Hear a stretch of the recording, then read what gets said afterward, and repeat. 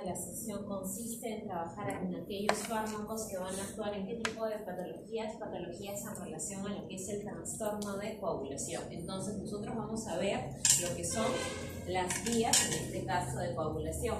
Recordar que nosotros teníamos la vía directa y lo que es la vía indirecta para lo que es el proceso, en este caso, de la formación del tapón plaquetario y finalmente que ese tapón plaquetario termine siendo eliminado en lo que es la fibrinolisis.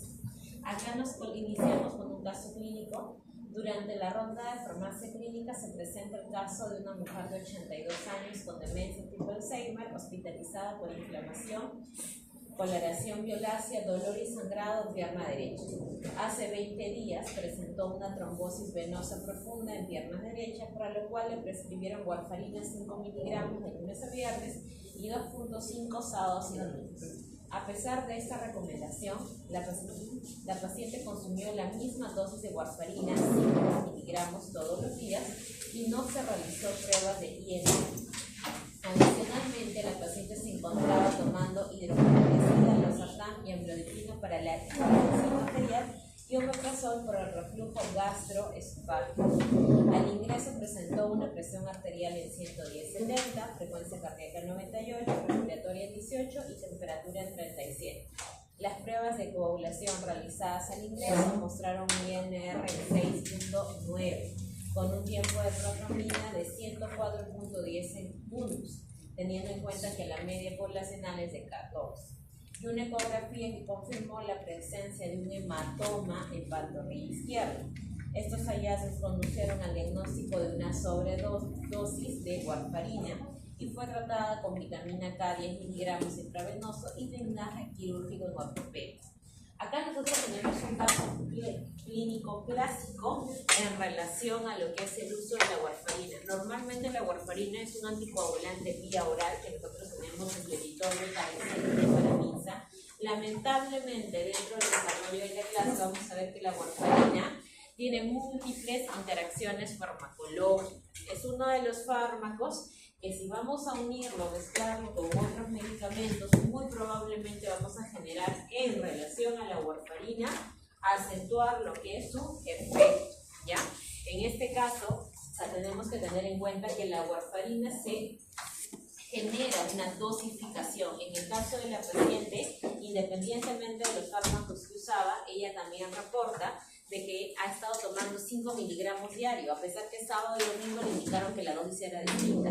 ¿Cuánto es el valor normal de INR en pacientes warfarinizados? En pacientes warfarinizados ellos manejan un valor de 2.5 a 3.5 y los controles de INR se les realiza semanal. Como es una prueba rápida, es tipo un cassette que les punzan el pulgar y les toman, como se menciona, la muestra. Eso nos ayuda a identificar si está dentro o no. En el caso del usuario, ¿con cuánto estaba? Con más de 6. Por lo tanto, hemos generado un efecto demasiado acentuado del medicamento. Por eso es que tuvo una colección de sangre, ¿no? Cualquier traumatismo mínimo generó este impasse, como se menciona en ello. ¿Y qué medicamento usaron para contrarrestarlo? La vitamina K. ¿Ya? ¿Por qué? Porque nosotros dentro de lo que vamos a ver el día de hoy vamos a recordar lo que hicimos en fisiología, ¿no? Los famosos, cuando hablamos de cascada de coagulación, hablamos de factores de coagulación. Y dentro de esos factores de coagulación tenemos a los factores K dependientes, ¿no? Entre ellos tenemos el 2, el 10, el 7, ¿ya? El 7 también. Y van a depender de ¿qué? De la presencia justamente de esta vitamina. Es por eso que los usuarios que usan warfarina, para no tener interferencia con el medicamento, que es otra medida que se les indica como parte de la dieta, el tema de no alimentos en relación a color verde. Porque si lo hacen, de igual manera no se va a lograr el objetivo terapéutico por más dosis adecuada que tenga. ¿Qué factores contribuyeron sobre la anticoagulación en este paciente? 2. Uno, el tema de que cumplió dosis equivocadamente y la interacción farmacológica que ha tenido. ¿Cuáles son las posibles complicaciones sobre la anticoagulación y cómo se maneja? Nosotros tenemos que tener en cuenta, si estamos usando en este caso un anticoagulante, el riesgo que nosotros tenemos justamente es generar hemorragias, ¿ya? Ante pequeños o mínimos traumatismos podemos generar ese efecto. Por eso el tema de ¿qué? Del control. Estos son los temas que nosotros vamos a realizar en clase. Entonces, ¿tienen que ver los antihipertensivos Más que los antihipertensivos, entre los efectos que los catalogan es el omeprazol. Pero dentro de los antihipertensivos, lo que es la hidroclorotiazida, si no me equivoco, que estuvo tomando los sartán, amlodipino también. Amlodipino también. Amlodipino también, hidroclorotiazida, amlodipino, sí también van a interferir con lo que es la warfarina. El problema justamente con la warfarina es que tenemos que tomarlo lo más espaciado posible, y a pesar que lo tomemos espaciado, es muy susceptible a la interacción farmacológica. Entre ellos está el omeprazol, están lo que son los inhibidores de la recaptación de serotonina, que también hay que tener mucho cuidado con ellos, y dentro de antihipertensivos, los diuréticos también podemos ver ellos, por el tema del metabolismo que van a tener en común. Ahora, dentro de lo que es el tema que nosotros vamos a desarrollar, nosotros vamos a trabajar con qué fármacos que van a actuar ¿dónde? En la hemostasis. Entonces, dentro de lo que son las patologías, los problemas en relación a la hemostasis, yo tengo dos tipos de efectos. ¿Qué tenía la paciente? Trombosis venosa profunda. Entonces ahí tengo mis efectos trombóticos. Y también, ¿qué consecuencia tuvo por una sobredosis? Hemorrágica. ¿Ya? Dentro de los efectos trombóticos que me puedan generar lesiones a nivel vascular, los famosos infartos agudos de miocardio, las trombosis venosas profundas que lo hemos visto, las famosas trombosis embolias pulmonares. Por ejemplo, en las embolias pulmonares, nosotros ¿qué exámenes empleamos para lo que es el tema del diagnóstico? Empleamos además el dímero D y un examen de imagen, ¿no? Para también poder ayudarnos con lo que es la visualización, las famosas embolias, los famosos ictus, los eventos cerebrovasculares, ¿no? Los isquémicos agudos. Entonces, ¿qué trabajo acá? Si yo estoy hablando que se ha formado un coágulo que está obstruyendo, en este caso, el pasaje, ¿cómo actúo como nivel anticoagulante? Fibrinolíticos. Necesito que ello esté destruido. ¿Para qué? Para que nuevamente pueda fluir el paso de sangre. Entonces voy a emplear fármacos. ¿Y por qué fármacos anticoagulantes? Porque necesito en este caso que las propiedades a nivel de las características de la sangre puedan ser mucho más viables en lo que son su tránsito y no me genere una tendencia en formación a coágulos. Entonces ahí tenemos los fármacos que vamos a emplear por efectos trombóticos, fibrinolíticos y anticoagulantes. Mientras, para los hemorrágicos, ¿qué problemas nosotros tenemos? Hemofilia, que normalmente hay un factor en este caso genético. Deficiencias de vitamina K, esto influye en esos factores K dependientes. Uso de anticoagulantes, nuestra paciente usaba anticoagulantes y había que hacer con warfarina, el monitoreo semanal es obligatorio. Resultados fibrinolíticos posterior, como se dice, a una cirugía. Entonces, en este caso, ¿qué ocurre? Yo tengo más bien un problema en relación a la coagulación. Hay bastante viabilidad, solubilidad en ella. Entonces, tengo que usar ¿qué? Fármacos procoagulantes para disminuir, como se menciona, este proceso y que este exceso en esta movilidad no me genere mayor hemorragia. Acá tenemos nosotros epidemiología en relación al tema, en este caso aproximadamente 34.000 peruanos sufren de qué enfermedad, hemofilia, ¿ya? En el Perú se estima que más de 3.000 personas viven con esta enfermedad, teniendo en cuenta que representa a nivel de porcentaje el 30% de personas diagnosticadas. Tenemos que entre las hemofilias más de presentación más habitual, por decirlo de esta manera, la hemofilia A es de mucha mayor presentación que la hemofilia tipo B. Ahora nosotros tenemos acá un tratamiento del infarto agudo del miocardio en Perú y su relación con eventos intrahospitalarios. Ya 137 pacientes, el 37% de la población que usa como primera estrategia lo que es la famosa fibrinolisis. ¿Para qué usamos la fibrinolisis en los pacientes con infarto? Justamente para lograr ello, lo que es la reperfusión. Y el fármaco representativo, que sí también es famoso Alteplase, ¿ya? Es un tratamiento empleado para lo que es el tema de reperfusión y se emplea aproximadamente en un 56%. Esto sería en relación a qué tipo de efecto: trombótico, hemorrágico. Si acá estamos hablando del famoso ACV, que son los ictus cerebrovasculares, también estaríamos hablando de efectos trombóticos. De igual manera, el ACV tiene una gran repercusión, ¿no?, a nivel de lo que es la vida de los usuarios, pudiendo incluso generar la causa de muerte. Bien. Ahora, ¿cuál es la definición? Habíamos visto en relación a los usos de medicamentos una clasificación. Ahora, acá nos está catalogando estos trastornos, en este caso en lo que es la hemostasia, en la coagulación. Va a ser lo que es un conjunto de mecanismos con los cuales se quiere controlar lo que es la pérdida de sangre en el organismo, pero manteniendo que la continuidad, en este caso, de lo que es el aparato cardiorrespiratorio, cardiocirculatorio. ¿En qué sentido? Disculpen. En este caso, que la sangre pueda continuar circulando sin generar una limitación en la perfusión de los tejidos y de igual manera sin que se genere una limitación en lo que es la formación propiamente de coágulos, ¿ya? ¿Cuáles son las zonas en este caso que más se van a ver afectadas? Lo que es el aparato, en este caso, vascular. Todo lo que implique vascularización va a tener el riesgo de tener ese tipo de problemas, sean por eventos trombóticos o hemorrágicos. Recordar por qué surge la hemostasia. Porque ¿qué queremos controlar con la hemostasia? La pérdida de sangre. Por eso es que justamente ahí te lo ponen, ¿no? ¿Qué es lo que yo quiero controlar? Quiero evitar que se siga perdiendo más sangre, especialmente en qué tipo de eventos, en los eventos hemorrágicos. Segundo, para yo poder continuar en este caso y disminuir este evento hemorrágico, yo tengo que restablecer la funcionabilidad, como se menciona, la funcionabilidad de este vaso. Y es por eso que vemos que dentro de las primeras formaciones que se da lo que es la agregación plaquetaria y luego posteriormente lo que es el tapón plaquetario, ¿no? Eso sí es que nosotros hablamos de las dos vías que habíamos visto, ¿no? La de hemostasia primaria y hemostasia en este caso secundaria. Condiciones fisiológicas, que es cuál debería ser lo normal. ¿Ya? En un vaso íntegro, nosotros tendríamos que tener de manera normal los factores a favor, o sea, prohemostáticos con los factores antihemostáticos en equilibrio. Pero ¿qué ocurre en una condición de patología, en una condición de problema, sea por trombo o por hemorragia? Va a haber un desbalance, ¿ya? Entre lo que es la trombosis y lo que es la hemorragia, y eso genera un desbalance. Por ejemplo, acá nosotros en esta imagen, acá tenemos el evento en relación a lo que es un trombo que está subiendo un vaso. Y acá es en representación al caso clínico, ¿no?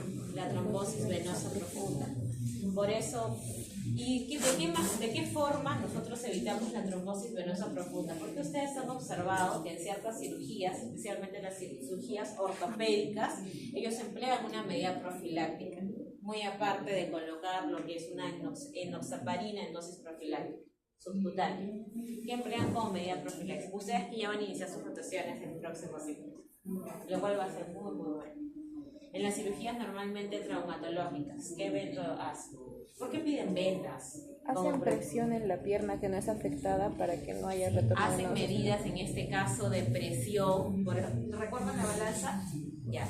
Hacen medidas tiene que haber un equilibrio entre ambos factores. ¿Por qué el perfil en este caso de preoperatorio, así sea de una coleLAP, así sea en este caso de una cesárea, siempre te va a incluir, aparte del grupo sanguíneo y factor, te va a incluir una prueba simple de TP? Una prueba simple, un TP, que es para ver que el famoso INR, ¿no? El tiempo de protrombina, lo que vimos que nuestro usuario estaba en 104 segundos, si no me equivoco, y el valor límite era de 14 segundos, ¿ya?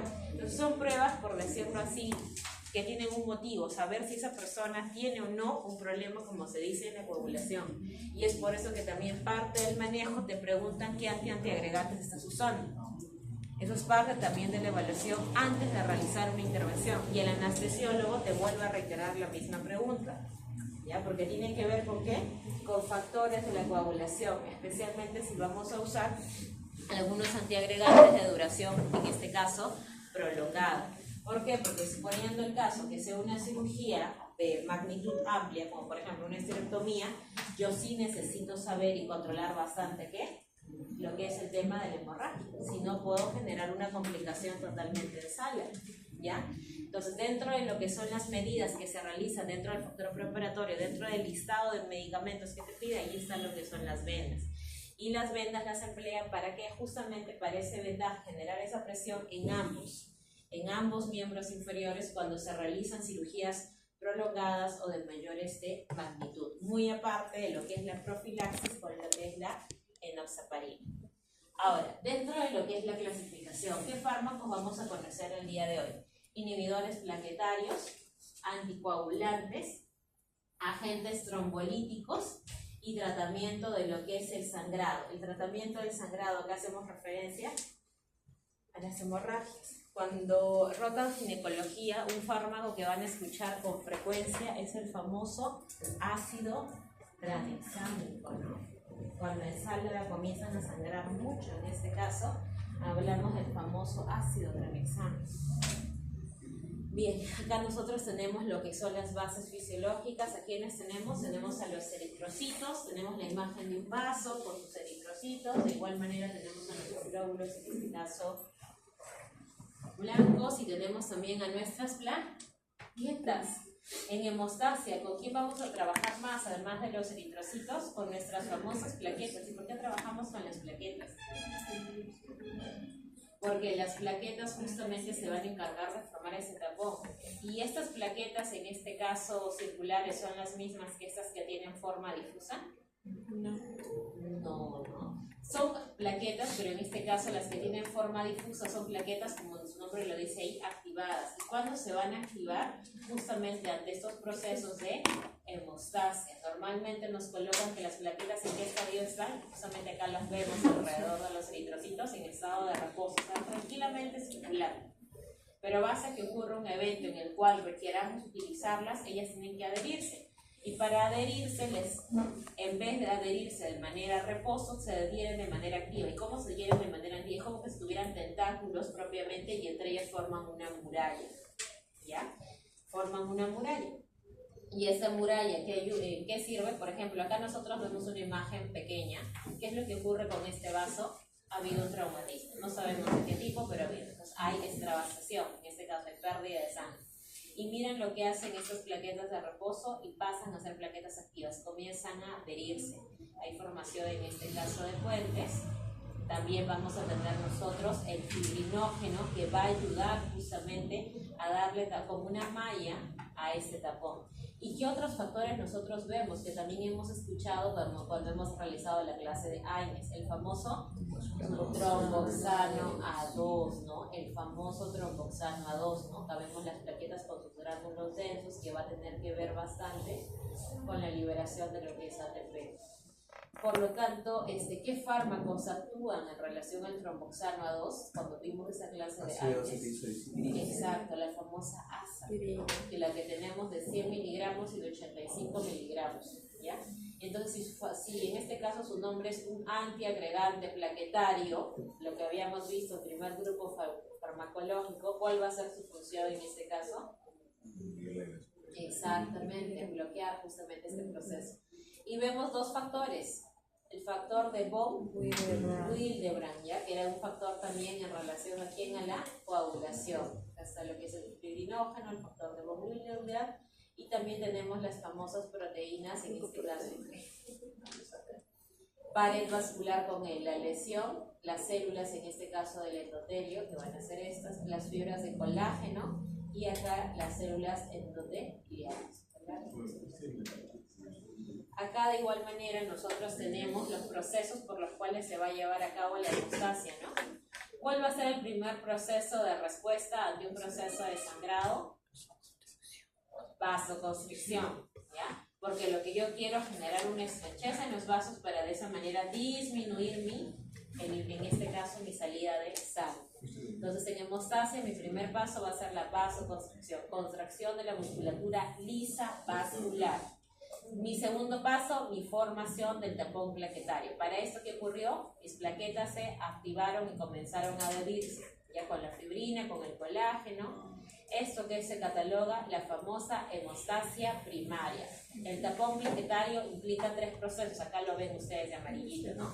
Adhesión, activación y agregación, ¿ya? Como tercer paso, nosotros como tercer paso tenemos coagulación sanguínea. Se va a dar lo que es la hemostasia secundaria. Acá este tapón, por decirlo así, nos ayuda así, pero es como que una estructura débil, endeble. ¿Qué es lo que que ocurre en la hemostasia secundaria? Ese tapón va a ser reforzado por fibrina. O sea, le va a dar mayor estabilidad a lo que hemos formado inicialmente. Entonces, al dar mayor estabilidad, ¿qué es lo que también tiene que ocurrir en la hemostasia secundaria, a diferencia de la primaria? La famosa fibrinolisis. Exacto. Entonces, acá yo voy a ver, como se dice, lo que les mencionaba, ¿no? La malla de fibrina, ese factor, por eso vemos el tema de un mayor tamaño. Y dentro de la hemostasia secundaria nosotros vamos a tener la vía intrínseca, extrínseca y la vía en común. ¿Cuál es el factor de coagulación en común en ambos? 10. Exacto, bien. Entonces nosotros tenemos que tener en cuenta que el factor 10 es el que vamos a tener en forma de como común denominador en ambas vías. 4. Ya, establecí mi malla de fibrina, mi coágulo está mucho más estable, ya literalmente el sangrado va a disminuir. ¿Qué es lo que ocurre con este coágulo? Retracción del coágulo. Va a haber en este caso un mecanismo que es el mecanismo de la trombostenina, ¿ya? ¿En qué consiste este mecanismo? Consiste propiamente que este trombo que se ha formado de tamaño mediano a grande, dependiendo de la lesión, va a tener que reducirse, ¿ya? ¿Por qué? Porque nosotros tenemos que volver a generar, ¿qué? La integridad de ese vaso, ¿ya? Entonces ahí viene la retracción del coágulo. Tenemos nosotros que reducir el tamaño del mismo y se da a través de ¿qué factor? El de la trombostenina. 5. Fibrinolisis. ¿Qué ocurre? Degradamos, ¿ya? Finalmente este coágulo formado tiene que degradarse. ¿Y quién actúa en esta degradación? La famosa plasmina, ¿ya? Actúa la famosa plasmina, una enzima propiamente que se va a encargar de ¿qué? De degradar. ¿A quién degrada? A la fibrina, ¿ya? Se encarga de degradar a la fibrina. ¿Y esta fibrina cómo se dio? ¿A partir de quién? De lo que es el famoso plasminógeno. 6. Reparación del tejido, como les decía, no sé si ya hemos eliminado en este caso a este coágulo, reparamos el tejido. Factores en este caso de crecimiento que se van a liberar por lo que son las plaquetas y otras células, van a generar esta proliferación de lo que es el tejido, ¿ya? Entonces acá nosotros vemos los 6 factores en relación a la hemostasia. ¿Y por qué lo vemos? Porque esto va a tener que ver con lo que son los famosos target en relación al fármaco que nosotros estamos empleando, ¿ya? Entonces continuamos en este caso. Acá de igual manera tenemos nosotros lo que es la imagen del... Acá tenemos qué vía, la vía de lo que es el tromboxano A2, ¿ya? Dentro de lo que es la vía del tromboxano A2, ¿con quién vamos a hablar? Vamos a hablar de lo que son las famosas plaquetas con sus 3 fases de activación, adhesión y agregación. Vemos lo que ocurre de igual manera, ¿no? Ahí se eleva lo que es el calcio. ¿Por qué se eleva el calcio? Porque se libera a través de los gránulos de lo que son las plaquetas, porque se activa la síntesis de tromboxano A2, y también hay activación de qué receptores en las proteínas GP2 y GP2A. Acá vemos estos receptores que están activos. Y estos factores van a generar el aumento, en este caso, de las concentraciones de calcio. Acá el factor 9, el paso 9, lo que es la fibrinolisis, nosotros observamos el plasminógeno, ¿ya? Se activa para lo que es la presentación de la plasmina, y esta plasmina va a actuar ¿dónde? Exactamente, en esta malla, en este coágulo prácticamente, ¿no? ¿Para qué? Para finalmente degradar. Acá tenemos la formación de un tapón plaquetario con lo que es la fibrina. Hemostasia secundaria. Dentro de la hemostasia secundaria nosotros hablamos de las 2 vías, la vía intrínseca, la vía extrínseca y lo que era la vía en común. Dentro de lo que era la vía intrínseca, es lo que nosotros tenemos que tener en cuenta, que vamos a tener 3 factores, y estos 3 factores en estas vías se van a activar. Tenemos el factor 12, el factor en este caso 11 y el factor 9. Mientras que en lo que es la vía extrínseca hace referencia aquí a lo que es un factor tisular, y tenemos como representante ¿qué factor? Al factor 7, ¿ya? Al factor 7. Y en lo que es en este caso la vía común, como representante tenemos a lo que es el factor 10. Y justamente de fibrinógeno pasamos a lo que es fibrino. Tenemos el factor 10, tenemos de igual manera el factor 13, 2 y 8. De estos factores que hemos mencionado, ¿cuáles eran nuestro dependiente? El 2, ¿dónde estás? 2, el 7, y el 10. 7 y el 10. La experiencia que es por una lesión tisular, ¿no? Puede por daño al endotelio o una infección. La vía intrínseca lo catalogan como algo que dentro que haya ocurrido dentro de lo que es el vaso, mientras en lo que es la vía extrínseca una pérdida en este caso de lo que es la continuidad del vaso. Por ejemplo, sepsis que es de intrínseca o así. En el caso de sepsis sería una vía intrínseca, porque recordemos que en sepsis hay un aumento de qué factores, en este caso de proinflamatorios. Entonces el endotelio en este caso va a estar inflamado. Eso es lo que ocurre. Por eso es que la consecuencia de un shock séptico es la famosa coagulación intravascular diseminada. Justamente por esta alteración que se da a nivel, como se dice, proinflamatorio. Y que estas coagulaciones intravasculares diseminadas que terminan en estos pacientes en shock séptico en las necrosis de áreas distales. Por eso es que ustedes seguro han observado escasas noticias en las que catalogan, ¿no? El paciente estuvo en UCI tantos días y negligencia médica. Salió con amputación de dedos de la mano, de dedos del pie. Entonces, y tendríamos que ver el trasfondo, al menos los que somos del área de salud sabemos de que no es que se le haya querido, en este caso, generar esa complicación, sino que esa sepsis probablemente generó ese proceso de coagulación intravascular diseminada. Por eso la importancia del tema de manejo con quién, con los famosos vasoactivos. Y no solamente entraría el tema de vasoactivos, sino también Y los famosos anticoagulantes. Extrínseca únicamente sería cuando hay una Lesión, pero no una fractura, una discontinuidad. Hay una exposición en este caso. ¿Y cómo se conecta la extrínseca? Se conecta en este caso porque uno de los procesos en lo que esta vía genera la activación de este factor 10. Llegan a un punto en común ellos, en los cuales uno de estos factores se puede nuevamente, como se activa propiamente. A eso es a lo que hace referencia en bien común, que van a tener en este caso este factor en punto de unión que pueda darse. A ver, dentro de lo que son los antiagregantes plaquetarios, en este caso son los que nosotros vamos a iniciar, el fármaco representativo de esta vía va a ser la famosa aspirina, ¿ya? En la cual la aspirina habíamos visto que era un fármaco, al igual que el omeprazol, que tenían qué tipo de antagonismo no competitivo. Por eso nosotros veíamos que en el caso de la aspirina había una inhibición irreversible. ¿Con quién? Con los famosos COX-1. Y de esta manera, al afectar lo que es el COX-1, que es el ciclo de la oxigenasa, va a haber impedimento en relación a qué activación de los famosos tromboxanos A2. De esta manera, el tromboxano A2 promueve, favorece que la agregación de plaquetas, lo cual es importante para la formación del tapón. Y si yo en este caso uso la aspirina, voy a evitar, inhibir la agregación de plaquetas. Al no darse esta agregación de plaquetas, no puedo formar el tapón. Y recordar, en todo caso, de los 3 pasos actúan en la agregación, porque había de activar, no va a interferir, adhesión tampoco, y agregación. Entonces ahí vemos el mecanismo en relación a lo que es la aspirina. ¿Y la aspirina es el único fármaco representante de los antiagregantes plaquetarios? El clopidogrel.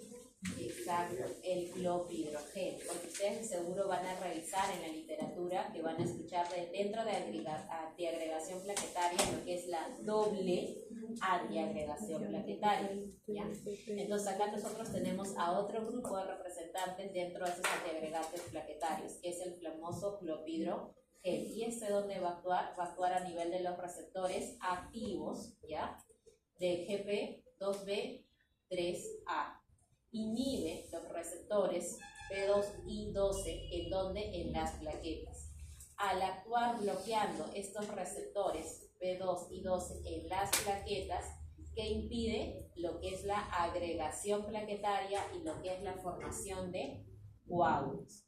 Por lo tanto, teniendo en cuenta esta premisa, que ambos van a actuar en la agregación, la única diferencia es que el ASA te va a actuar a nivel del tromboxano A2, impidiendo la vía de la ciclooxigenasa 1, mientras que en el caso del clopidogrel te va a actuar en los receptores, en este caso que se ubican en la plaqueta. ¿Pero qué receptores? Los P2 y 2, ¿ya? En estos receptores. Y al actuar en estos receptores de la plaqueta, ¿ya? Van a evitar lo que es la agregación plaquetaria y formación de coágulos. Teniendo ello, ¿dónde yo debo de usar antiagregantes plaquetarios? ¿Dónde yo debo de evitar esta formación propiamente de tapones plaquetarios? ¿Cuál sería mi población objetivo?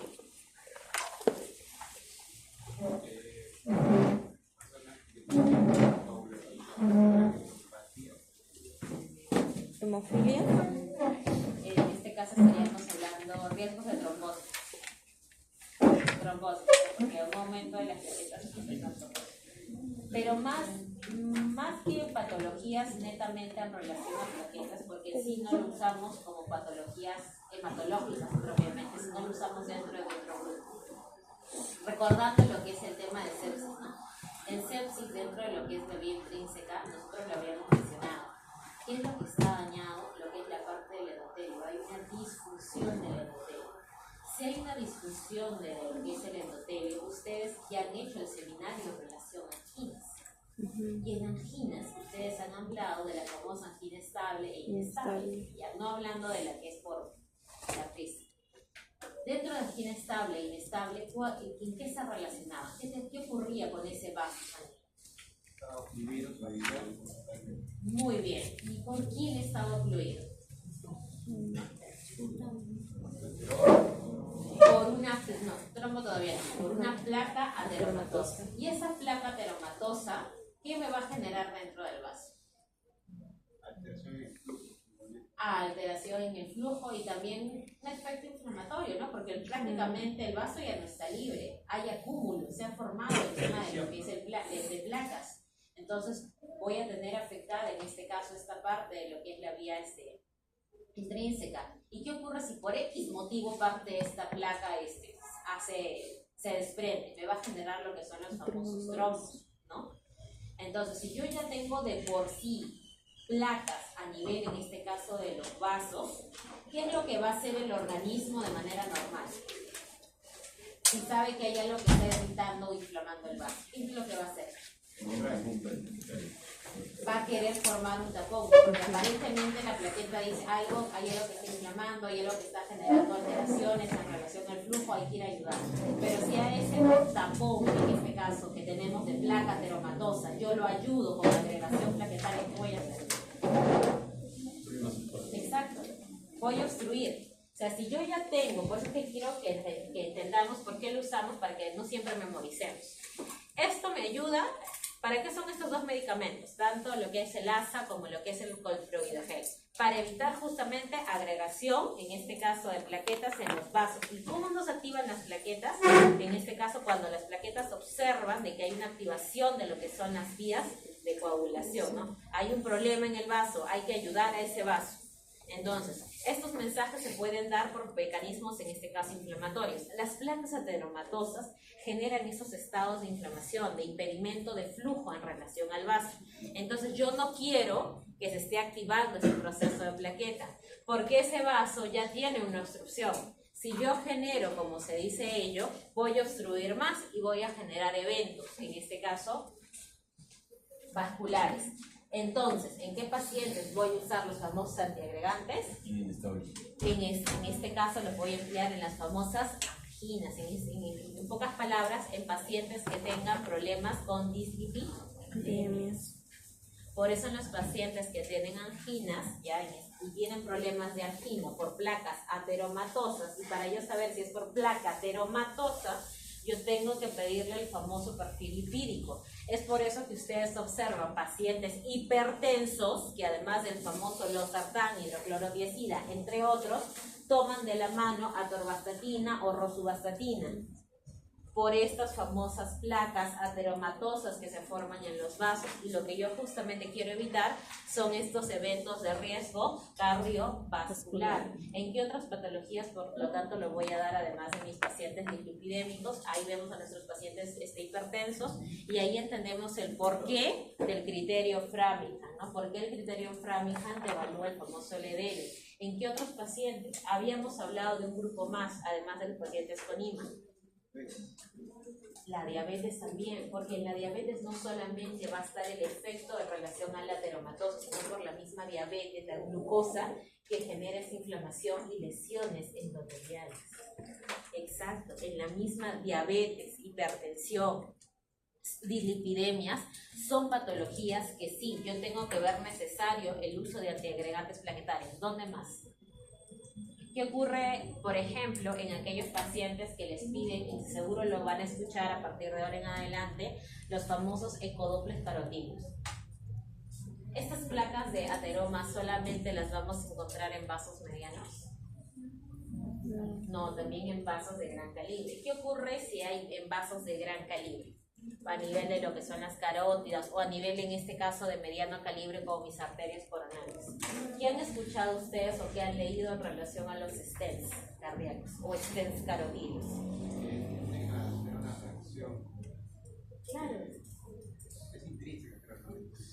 Ajá, ¿por qué? Porque estamos colocando un dispositivo dentro de lo que es este vaso. ¿Qué dice en este caso el sistema? Es algo extraño. Entonces tenemos que, ¿qué? Activarnos, exacto. Pero no saben que eso extraño es justamente para mantener, ¿qué? El flujo.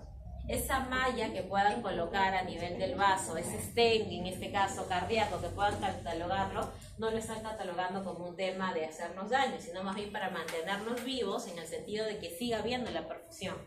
Y es ahí donde ustedes vamos a hablar de la famosa antiagregación plaquetaria secundaria, la doble antiagregación. ¿Por qué? Porque yo voy a emplear dos fármacos. Es ahí donde nosotros vemos el uso de la ASA más el clopidogrel, porque ustedes van a ver esa receta en la cual van a tener doble antiagregación. Entonces, cuando hay pacientes con doble antiagregación, muy probablemente esté usando algún tema de stent. Por eso es que le están generando. ¿Y por qué se pueden usar ambos juntos? La respuesta es sencilla. Exacto, tienen un mecanismo de acción diferente. Uno es directo en la plaqueta y el otro es a través de una vía de la COX-1, ¿ya? Y el último evento, ya tengo mis eventos, en este caso cardíacos, tengo mis pacientes, en este caso diabéticos, tengo mis pacientes con dislipidemia, tengo mis pacientes portadores de los stents. ¿Quién más? Me falta el último. ¿Qué otro ejemplo mencionamos cuando iniciamos a nivel epidemiológico? Además de la hemofilia, de Lima, mencionamos otra patología más que es frecuente y lo van a ver. Exacto. Los famosos hijos, los famosos ACVs. ¿Ya? Entonces, un paciente que ya ha tenido un evento de ACV, en un paciente que ya ha tenido un evento de IMA, muy aparte de darle la estatina, ¿qué le dan? Los famosos antiagregantes plaquetarios. Entonces ahí entendemos en qué patologías lo tenemos que usar. Ahí tienen sus 5 grupos, en este caso patológicos, en donde tienen que usar estos medicamentos. Eso es lo que vemos ahora. Hasta ahí nosotros, acá ustedes no les han puesto ese esquema anterior.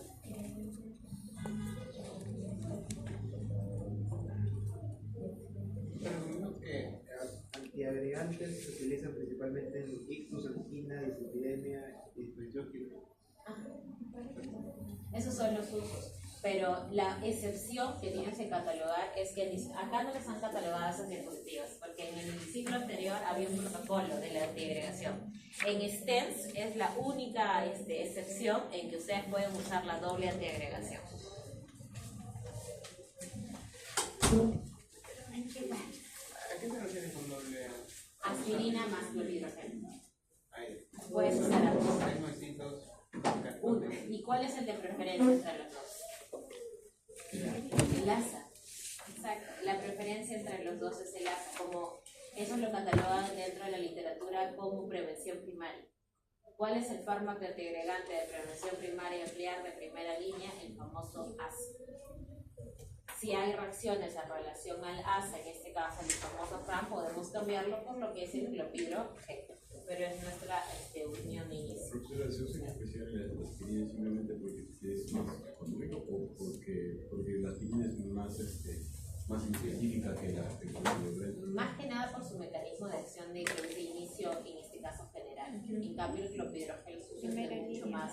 Pero eso no jugaría un papel en contra el hecho de que sea un mecanismo de acción específico. Lo que sucede es que el clopidogrel, a diferencia de la aspirina, si nosotros hablamos de RAM, el clopidogrel tiene más efectos de RAM que la aspirina, especialmente a niveles de gas. ¿Cuál era el efecto de la aspirina como RAM?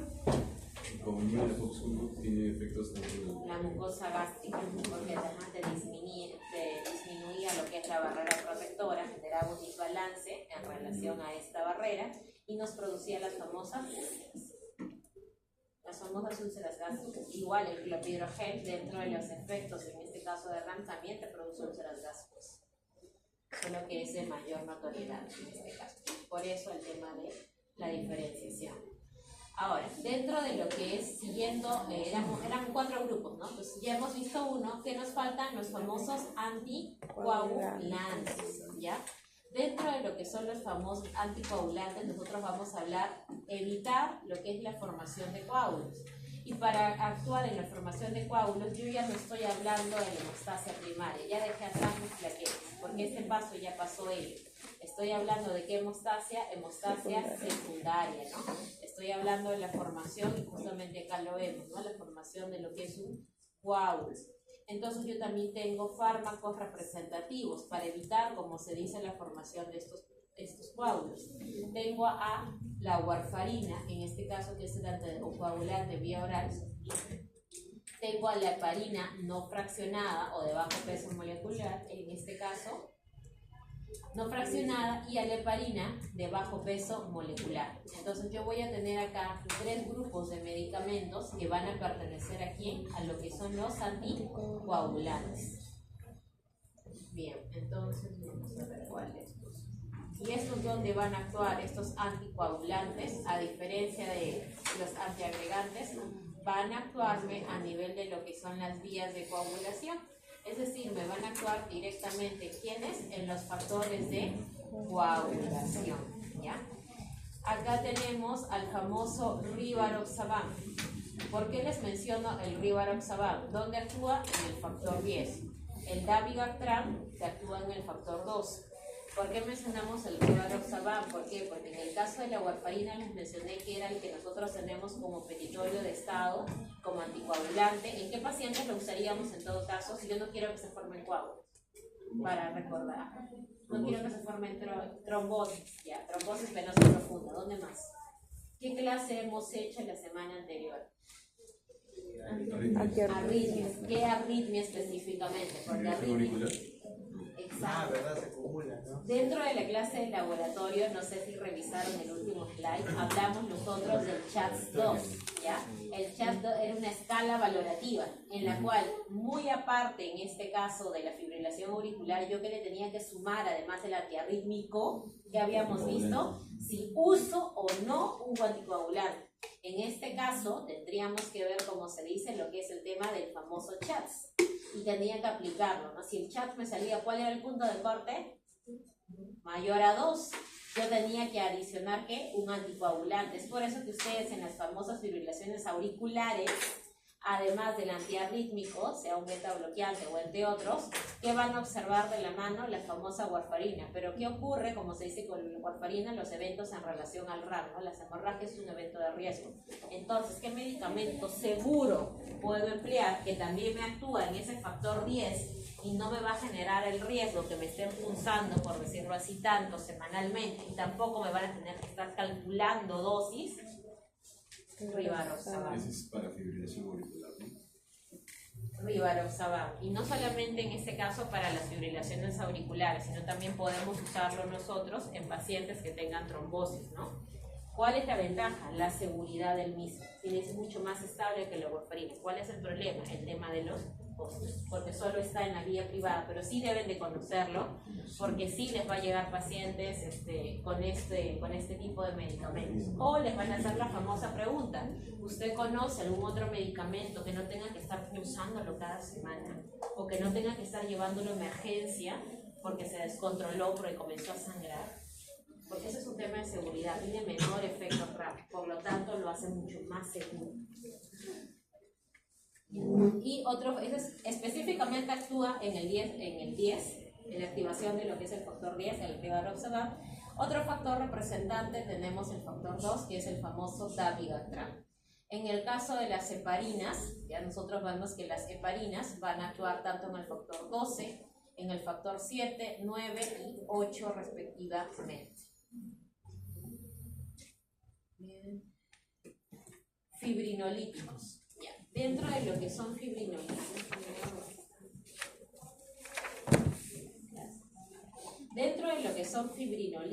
¿qué es lo que nosotros tenemos que ver? ¿Qué es lo que ocurre? Ya, seguimos en hemostasia, en este caso secundario.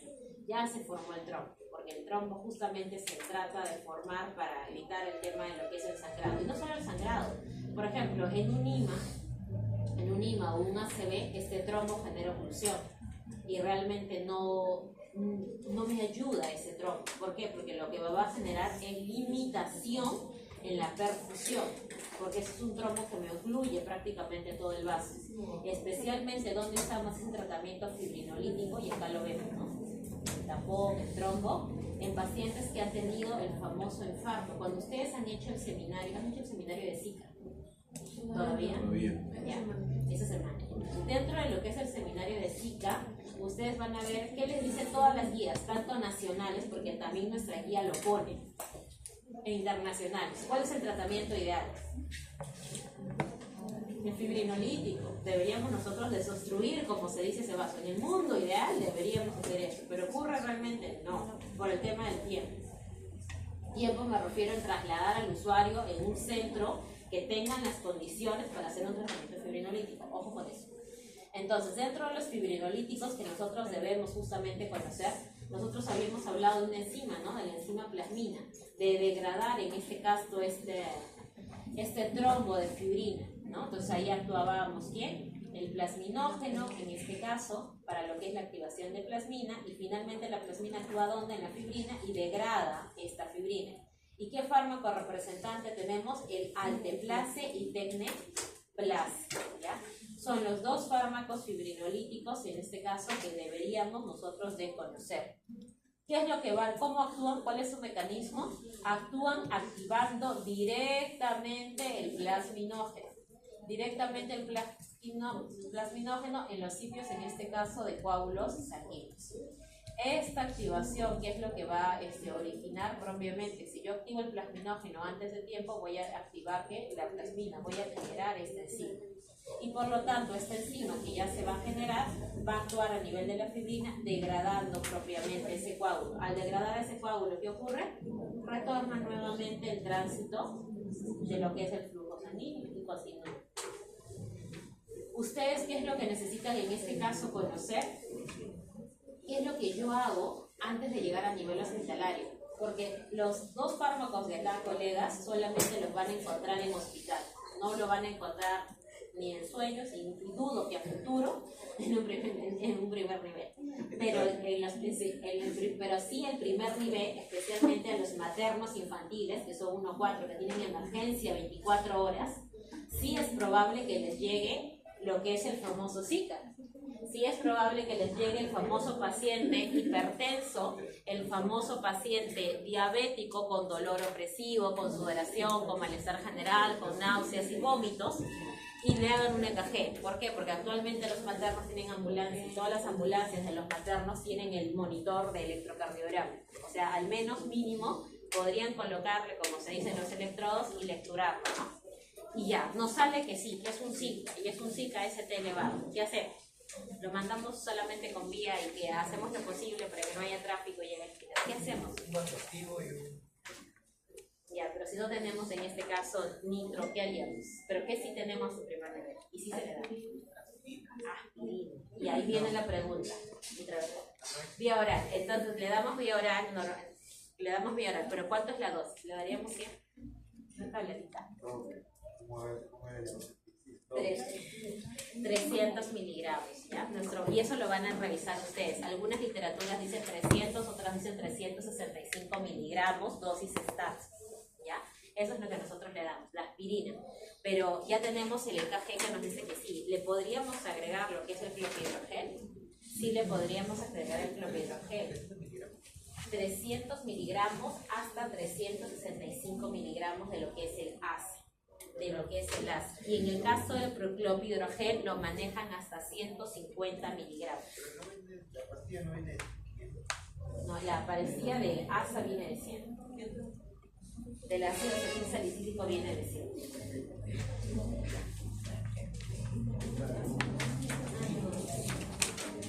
No es otra presentación, pero viene de 100 miligramos. La encuentras de 100 miligramos, la encuentras de 85 y esa es otra presentación.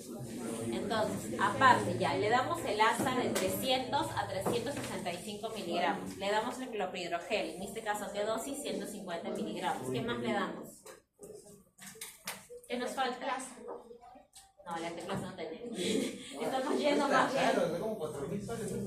Y le hacen firmar ya está 4.000 soles. No, y solamente lo usan si es que da a ver, cuando hagan seminario, ahí van a ver un criterio, que me imagino que en las diapositivas anteriores tiene que estar. Hay un criterio de tiempo. Hay un criterio de tiempo. El tope máximo dentro de las 6 primeras horas como más. Pasado eso, ya generó la misma obstrucción, ya te generó daño, o sea, ya no es que vas a minorizar el daño, o sea, ya se instauró. No es que ya murió. No es solamente reversibilidad. Claro, porque lo que vas a revertir es el paso de sangre. Pero ya hay efecto. Recordemos que cada minuto que pasa genera un tema de efecto. Ya, sigamos con los ya. Le damos los antiagregantes. ¿Qué nos falta? Y es algo que, en verdad, cuando ustedes tienen la oportunidad de trabajar a primer nivel y hacen la referencia, porque en esa referencia sí tiene que ir el médico, ahí sí no pueden mandar a otra persona. Porque si se complica, hay que hacerle ¿qué? RC. Entonces, mínimo van 2 personales. ¿Qué es y el médico de guardia te lo recibe? Y basta que el médico de guardia le digas que has hecho 3, como que te ponen ahí super hiper mega estrella. ¿Cómo que has hecho 3 que se le has dado? La aspirina, el clopidogrel, falta uno. Esta cosa. Clopidogrel, que es un antiagregante. Les estás dando uno general y uno específico. Y estamos empleando dosis altas. ¿Qué nos falta? Exacto, uno general, uno específico. ¿Qué nos falta? ¿Estatinas? Estatinas. ¿Ya? Estatinas, porque probablemente ese IMA, porque haya sido, porque exacto. Lo mismo con la diabetes, porque probablemente haya sido ese IMA por ese. Entonces, ¿qué es lo que queremos darle? Estabilidad. ¿Y cuánto le damos de estatina? 80 miligramos. Entonces, esos 3 medicamentos que nosotros lo demos en inicio, solamente en inicio, nada más, ya hemos hecho algo. Hasta que pueda llegar, hasta que le puedan monitorizar y hasta que puedan ellos ver si es que aplican o no este protocolo. ¿Ya? Normalmente lo que tenemos Pero es bastatina. Sí. no tenemos otro. Y en el privado es mucho mayor. Entonces, si viene un caso clínico así, Es justo lo que estaba viendo. Como en práctica hemos hecho los criterios de chats, lo que podríamos hacer, son 3 casos, ¿no? Lo que podríamos hacer es que un casito bonito sería usar antiarrítmicos, una fibrilación auricular, y como los chats que te aplica, el tema de la edad, el tema de diabetes, de igual manera si ese nivel se ve, también el género exacto, lo estaba catalogando con puntaje. Entonces, si tuviésemos un chat que tuviese mayor de 2, podríamos ver el tema de... Pero ya no da la declaración del chat. Exacto. No tenemos que hacer nosotros el chat. Claro, pues claro. Tiene 4 patas, tiene bigotes, tiene agua. Entonces, podríamos, como se dice, aplicar en ese caso, como se menciona, nuestros fármacos anticoagulantes, porque recordar que el chat solamente trabaja con ¿qué? Con anticoagulantes, no te trabaja con otro fármaco. Y ahí ustedes podrían catalogar cuántos. Ustedes les piden 3 fármacos, ¿no? Ya. Si estamos hablando de una arritmia, ustedes obviamente los 4 grupos farmacológicos eligen uno. Ya tienen un fármaco, beta bloqueador. Si estamos hablando de anticoagulantes, hemos visto en este caso cuántos anticoagulantes, las heparinas, pero ¿cuál es el detalle con estas heparinas que son subcutáneas? ¿Ya? Entonces, si es un caso de fibrilación en casita, es complicado el estar pulsando. Ya no es nuestra primera vía de opción, siempre tener en cuenta. No es nuestra primera vía de adopción. ¿Qué más vimos además de la heparina fraccionada y de bajo peso? Vimos la vía oral. Dentro de vía oral vimos warfarina. ¿Y quién más vimos? Rivaroxaban. Entonces, ¿tengo dos fármacos para catalogar dentro de ese caso clínico? Sí. Puedo catalogar warfarina con lo que es su mecanismo y puedo colocar en este caso el rivaroxaban más que por su mecanismo, por su seguridad. ¿Tengo mis 3 fármacos que me pide el caso? Sí tengo. Tengo mi beta bloqueante, tengo mi warfarina y tengo mi rivaroxaban. Porque solamente se están pidiendo 3, ¿ya no? Sí. Y en un caso ya vieron las 2 patologías. Ahora, si ustedes quieren obviar en este caso uno de ellos, pueden colocar también la otra opción. Y el otro caso bonito que les comenté, ¿cuál era? El del paciente con Zika, ¿no? Son 2 casos nada más. 2 casos en uno. Ya, entonces vamos a ver si es que colocamos Zika o si colocamos hipertensión o diabetes. Porque esos temas sí o sí, como se dice, no se ven. Entonces, La próxima semana. sí, la próxima semana. Con eso, sí, cerramos con diabetes. La de Zika sería tratamiento que acabamos de hacer por aspirina que Sí podríamos catalogarlo y como tratamiento final, el tratamiento ideal, ¿cuál era? El fibrinolina. Entonces ahí tienes incluso mucho más medicamentos para que Y tiene una pregunta de clasificación farmacoterapéutica. No, por ahora no. Creo que ya hemos visto el tema de antiarrítmicos, hemos visto la clasificación también de hipertensivos, vasoactivos, no se olviden, yo les mencioné clasificación de vasoactivos también.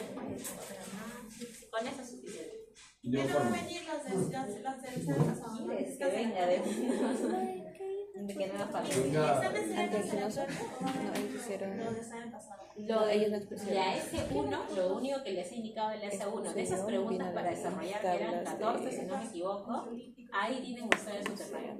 De esas 14 voy a elegir algunas.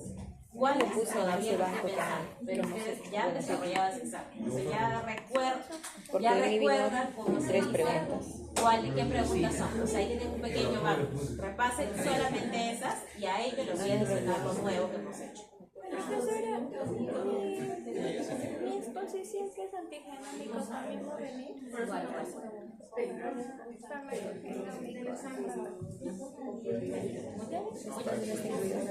pero sí realízalo como un tema de cumplimiento. Cerramos entonces con quiénes?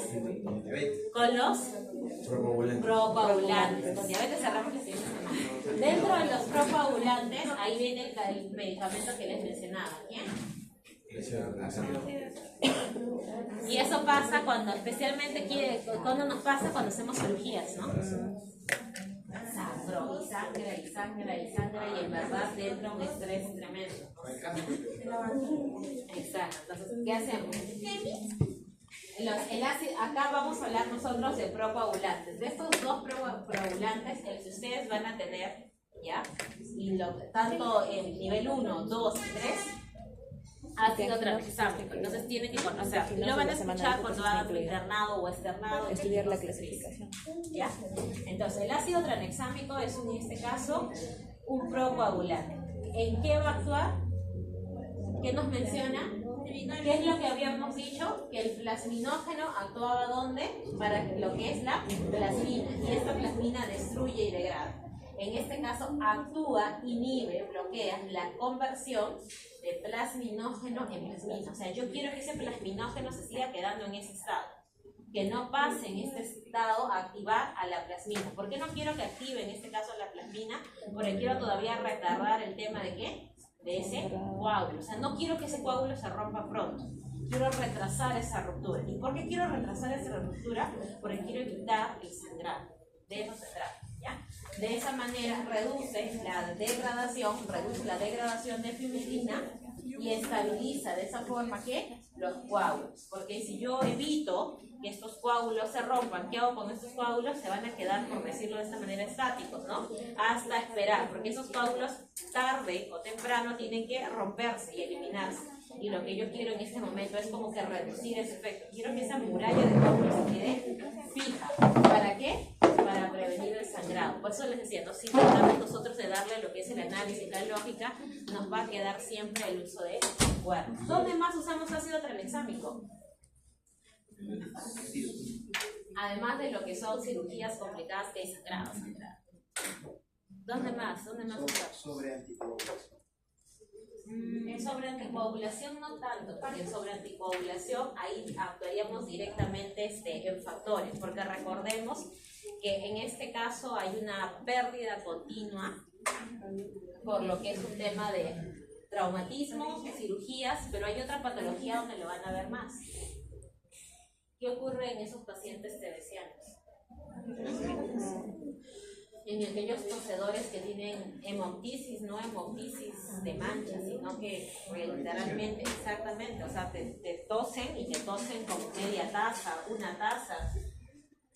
No le vamos a decir dextrometorfano, y el dextrometorfano para esa tos con sangre que tiene le hace totalmente cosquillas. ¿Cuál era nuestra siguiente escala? Y lo habíamos visto cuando hicimos fármacos, en este caso opioides. Vimos a la famosa codeína, exacto. Y luego, ¿qué ocurre? ¿Qué más le damos a esa codeína? Ácido tranexámico. En esos pacientes con hemoptisis, o sea, sí, literal, te tosen, salte todo, le tenemos que dar ello, ¿no? Bien, entonces ahí nosotros tenemos aquí al ácido tranexámico como representante. Profesora, entonces el ácido tranexámico en general se utiliza más que nada en emergencias. En emergencias por lo que es el tema de sangrado, pero también lo utilizamos por la parte de consulta para hemoptisis. Por eso es que ahí también lo van a ver dentro de las recetas. Para los hemofílicos es más que nada en cada uno de los factores, ¿no? Ahí nosotros trabajamos directamente en los factores hemofílicos, directamente en lo que son los factores de coagulación. ¿Por qué? Porque ¿cuál es el problema con las hemofilias? Había dicho una característica. Uno, habíamos visto que dice la epidemiología representa el 30% en la población a nivel Perú. Dos, que les mencioné que es raro e infrecuente. Normalmente lo diagnosticamos desde que edades, por decirlo, infantiles, tempranas. Y esto es porque es raro, porque tiene un componente genético. Aquí es lo que ocurre con el factor coagulación. Hay una ausencia, un déficit. El factor coagulación, en vez de salir como una letra A, salió como una letra A medes. Entonces, en este caso, yo tengo que más bien darle ello para que se produzca este efecto, en este caso, de coagulación. Porque hay una deficiencia de estos factores. Por eso que nos pone acá, la hemofilia tipo A y B, entre ellas la más frecuente, ¿cuál era? La tipo A, están ligadas a qué problema? A los cromosomas ¿ya? Mientras que la hemofilia tipo C es recesivo, es decir, está todavía en reserva y no te genera todavía el tema de problemas. La hemofilia tipo A, ¿dónde está la deficiencia? En el factor 8. Y en la hemofilia tipo B, en el factor 9. Ajá. Y teníamos ahí otro grupo en relación a lo que son los fármacos. Estados de hipercoagulidad. Estados de hipercoagulidad, o sea, aumento en este caso de la coagulación, los famosos